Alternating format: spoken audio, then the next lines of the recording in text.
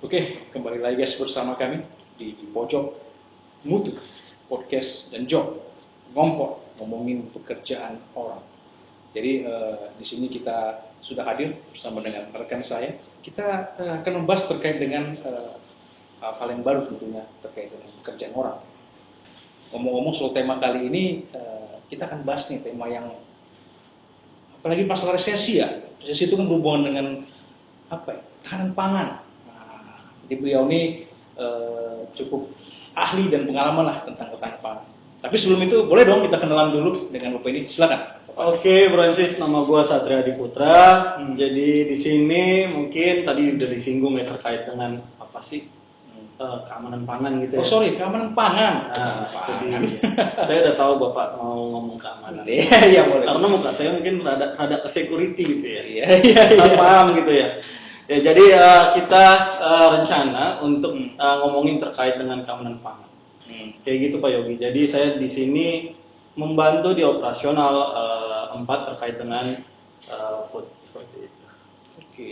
Ngomong-ngomong soal ketahanan pangan, banyak sertifikasi yang membahas tentang mutu, tentang produk. Nah, bagaimana dengan ketahanan pangan? Keamanan pangan maksud kami. Apakah ada sertifikasi khusus terkait dengan keamanan pangan? Oke, jadi terkait sertifikasi khusus terkait dengan keamanan pangan, itu ada beberapa skema sertifikasi yang bisa kita adopsi ya Pak ya. Jadi ada HACCP, ada SMKP atau biasa orang juga sebutnya ISO 22000, kemudian ada juga FFVC 22000 dan sebagainya. Wih, banyak banget ya. Tapi coba di spell dulu Pak, HACCP itu gimana tulisannya? HACCP itu HACCP. Jadi itu kependekan dari Hazard Analysis and Critical Control Point, seperti itu. Jadi apa itu tentang HACCP tadi? Jadi secara mudahnya adalah sistem manajemen risiko, di mana dia itu melakukan identifikasi, kemudian evaluasi dan juga pengendalian terhadap bahaya-bahaya yang timbul dari pangan. Seperti itu. Termasuk dalamnya proses seperti itu. Masuk bahaya, proses. Iya, jadi mengidentifikasi bahaya mulai dari mulai proses seperti itu. Mulai dari bahan datang sampai dengan nanti produk jadi. Oke. Nah, karena dia banyak berlaku di ketahanan pangan, keamanan pangan, sebenarnya ruang lingkupnya apa sih yang bisa menggunakan sertifikasi? Oke, ruang lingkup mungkin cukup luas ya Pak ya. Untuk saat ini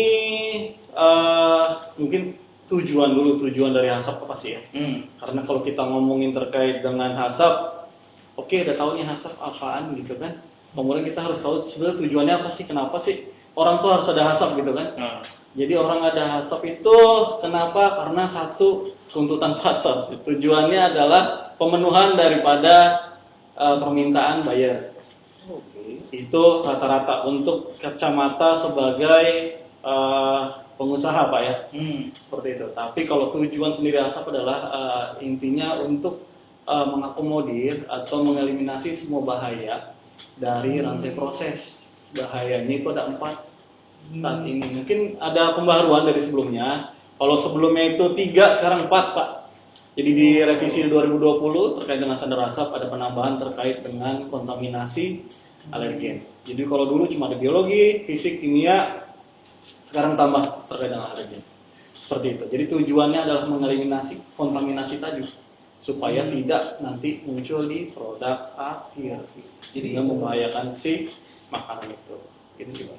Jadi tujuannya mungkin ya bersifat volunteer ya, tidak wajib. Yes, betul, volunteer untuk HACCP sendiri.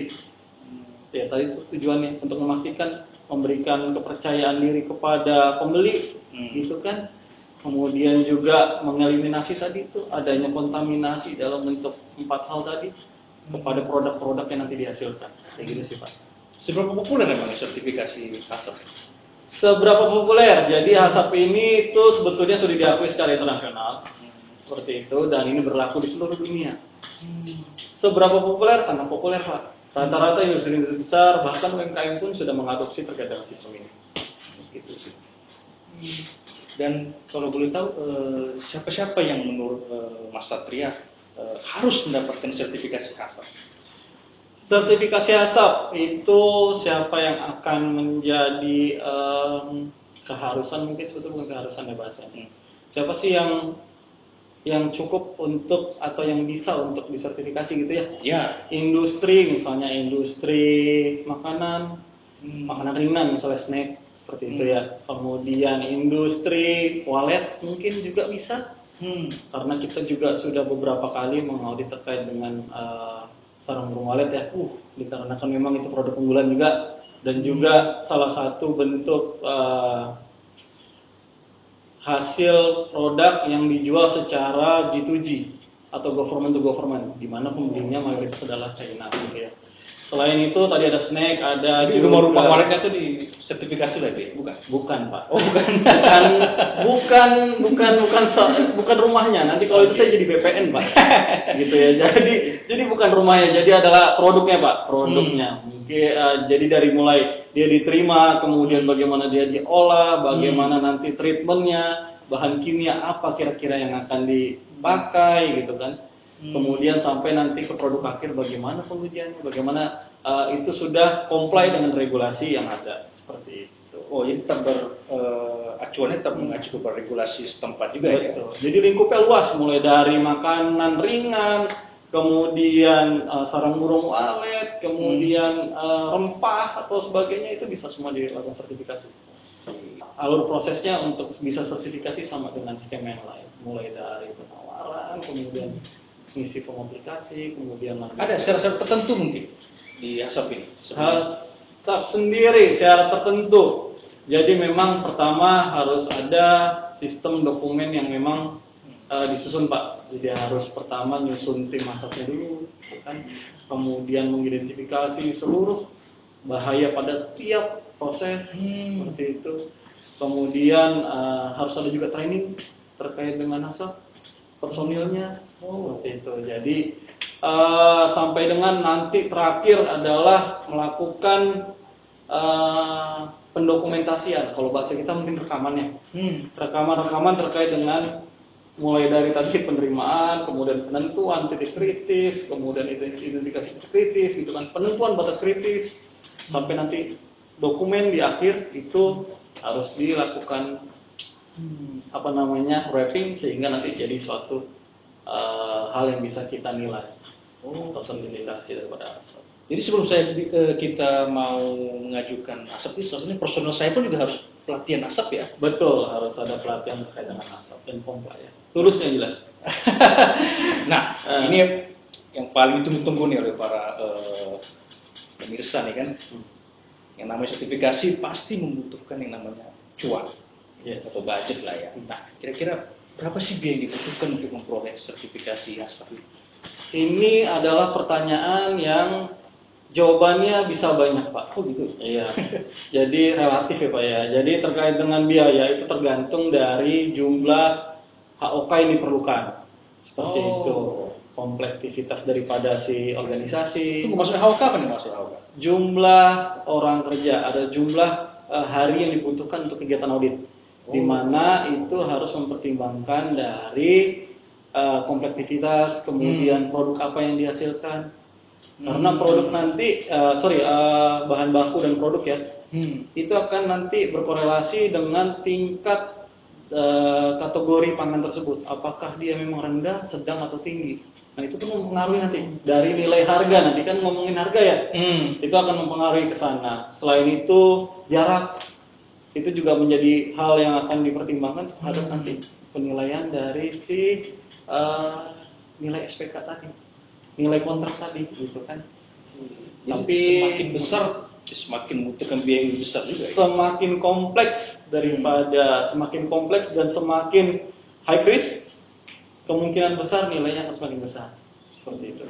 Tapi tahu ya, pemirsa Harris ya, high risk jadi resiko tinggi. Seperti itu.